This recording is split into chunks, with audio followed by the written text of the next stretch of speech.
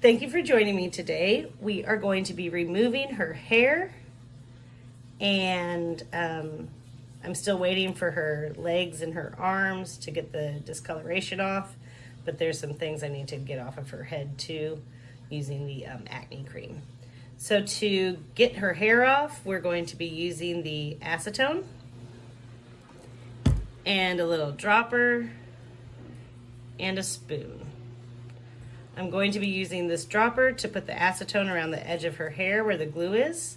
Then after that glue loosens up, I'm going to go ahead and use the spoon to help pry her hair off.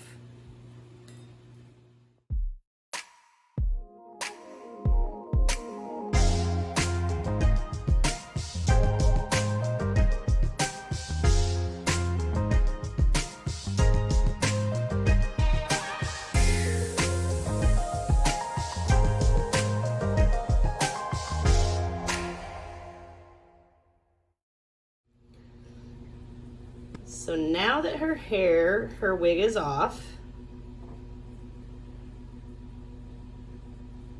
I'm going to clean that up a little bit.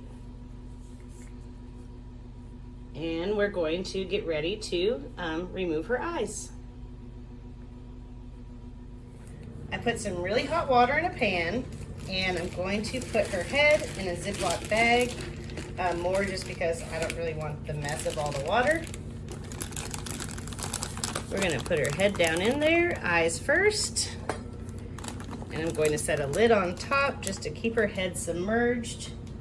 We're going to wait about 1 to 2 minutes for that plastic to soften up. Then I'm going to have my husband help me take her eyes out.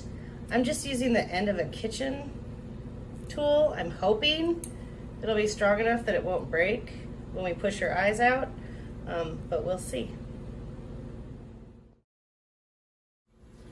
That did not turn out to be even close to hot enough, so I'm actually going to fill up her head with hot water, and we'll see how that goes. So we finally got her eyes out. My husband did this for me because it was really challenging. So we just put that hot water in there. I put it in the microwave for 2 minutes and 30 seconds, then set the hot water inside her head, covered it with a washcloth, waited about 2.5 minutes, and then we used the end of this kitchen spoon, just a really thick plastic, and he went ahead and just popped the eyes out.